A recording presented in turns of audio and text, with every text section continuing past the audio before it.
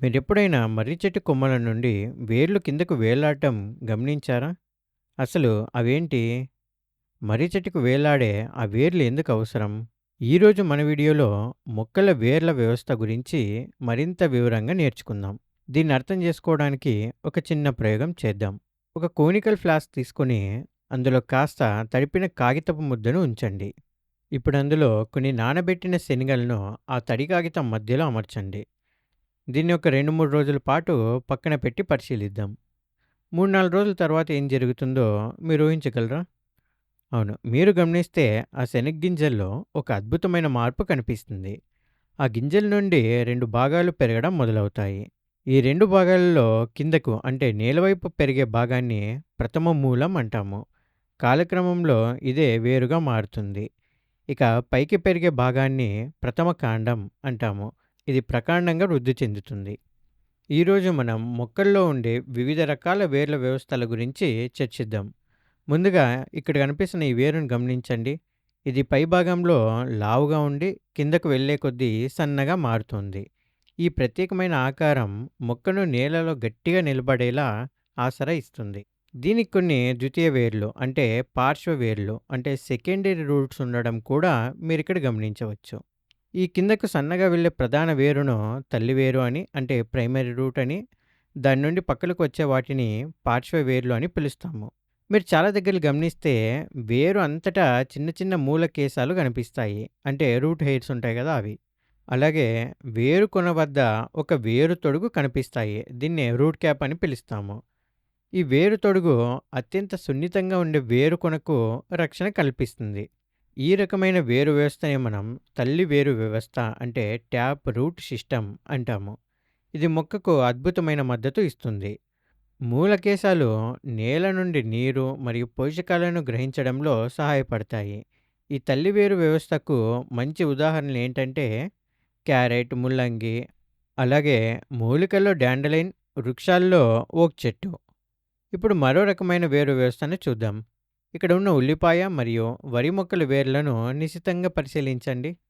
ఈ 2 వేర్లు చాలా సన్నగా, దారాల వలె ఒకే చోట గుబురుగా విస్తరించి ఉండడం మీరు గమనించవచ్చు. తల్లివేరు వ్యవస్థలో లాగా ఇక్కడ మీకు ప్రధాన వేరు గాని లేదా పార్శ్వ వేర్లు గాని కనిపించవు. అన్నీ దారం లాంటి నిర్మాణాలే ఉంటాయి. దీని పేరుకు తగ్గట్టుగానే ఈ వ్యవస్థను గుబురు వేరు వ్యవస్థ లేదా పీచు వేరు వ్యవస్థ అంటే ఫైబ్రస్ రూట్ సిస్టమ్ అని పిలుస్తాము. అంటే ప్రధానంగా 2 రకాల వేర్ల వ్యవస్థలు ఉన్నాయి. తల్లివేరు వ్యవస్థ మరియు గుబురు వేరు వ్యవస్థ. అయితే వేర్లు ఈ 2 రకాలుగా ఎందుకు ఏర్పడ్డాయి? వాటి మధ్య ఈ తేడా ఎందుకుంది? ఇప్పుడు తెలుసుకుందాం. ముందుగా ఈ ఎర్రటి బీన్ విత్తనాన్ని చూడండి. దీన్ని ద్విదళ బీజం అంటే డైకాట్లడోనస్ అంటారు. కొంచెం పెద్ద పదంలో ఉంది కదూ! ఇక రెండవది వరి విత్తనం. దీన్ని ఏకదళ బీజం అంటే మోనోకాట్లడోనస్ అంటారు. ఈ పేర్లు పలకడానికి కాస్త కష్టంగా అనిపించినా భయపడకండి. వాటిని సులభంగా డైకాట్స్ మరియు మోనోకాట్స్ అని కూడా పిలుచుకోవచ్చు. ఈ విధమైన పేర్లైతే చాలా సులభంగా ఉంది కదా! అయితే ప్రస్తుతానికి మీరు గుర్తుపెట్టుకోవాల్సిన ముఖ్యమైన విషయం ఏంటంటే, ద్విదళ బీజాలు అంటే డైకాట్స్ తల్లివేరు వ్యవస్థని ఇస్తాయి. అలాగే ఏకదళ బీజాలు మోనోకాట్స్ గుబురు వేరు వ్యవస్థను ఏర్పరుస్తాయి. ఈ విషయాన్ని సూత్రప్రాయంగా ఇలా కూడా చెప్పవచ్చు. డైకాట్స్ అంటే ట్యాప్ రూట్స్ ఉంటాయి. మరియు మోనోకాట్స్ అంటే ఫైబ్రస్ రూట్స్ ఉంటాయి. అలా ఈ 2 రకాల వేరు వ్యవస్థలు ఉద్భవించాయి.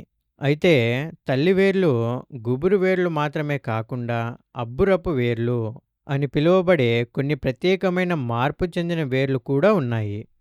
ఈ వేర్లు నేల పైభాగంలో పెరిగి మొక్కలకు అదనపు మద్దతును ఇస్తాయి. అంటే ఆపదలో ఉన్నప్పుడు స్నేహితుడు చేయూతనిచ్చినట్లు అన్నమాట. అంతేకాకుండా నీరు మరియు పోషకాలను పీల్చుకొని తమ సాధారణ విధులను కూడా ఇవి నిర్వర్తిస్తూనే ఉంటాయి. అద్భుతంగా ఉంది కదా! ఇప్పుడు వీటికి కొన్ని ఉదాహరణలను చూద్దాం. వివిధ మొక్కల్లో నేలపైన పెరిగే వేర్లను మీరిక్కడ చూడొచ్చు. పైన ఎడమ వైపు ఉన్నది మొక్కజొన్న పంట. దీని వేర్లు కాండం నుండి బయటకు వచ్చి ఎలా నేలలోకి చొచ్చుకుపోతున్నాయో గమనించండి. ఇంకా వీటిని ఊత వేర్లు అంటారు. ఇవి వదులుగా ఉండే మట్టిలో కూడా మొక్కకు అదనపు బలాన్ని ఇస్తాయి. తర్వాతది మన బలమైన మర్రి చెట్టు. దీన్నే బనియన్ ట్రీ అంటాము. మర్రి చెట్టు వేర్ల కొమ్మల నుండి కిందకు వేలాడుతూ నేల వైపుకు పెరుగుతాయి. వీటిని ఊడలు లేదా ఆధార వేర్లు అంటారు. ఇవి ఆ భారీ వృక్షం నలువైపులా విస్తరించడానికి అవసరమైన బలమైన మద్దతునిస్తాయి. ఇక కింద ఎడమ వైపున ఉన్న స్ట్రాబెర్రీ మొక్కను గమనించండి. దీని వేర్లు నేల లోపల కాకుండా నేల పైభాగంలో పాకుతూ పెరుగుతాయి. వీటిని రన్నర్ వేర్లు అంటారు. చివరగా కింద కుడివైపునున్న ముళ్ళు లాంటి వేర్లను చూడండి. ఇవి నేలపైకి పొడుచుకొని వస్తాయి. మడ అడవుల్లో కనిపించే వీటిని శ్వాస వేర్లు అంటారు. మడ అడవులు అంటే మ్యాంగ్రూవ్ ఫారెస్ట్ అని. బురద లేదా నీరు నిలిచిపోయిన ప్రాంతాల్లో మొక్కలు శ్వాస తీసుకోవడానికి ఇవి ఎంతో సహాయపడతాయి. చూశారు గదా! ఇవి మన సాధారణ తల్లివేరు మరియు గుబురు వేరు వ్యవస్థలకు అతీతంగా మార్పు చెందిన ప్రత్యేక వేర్లు.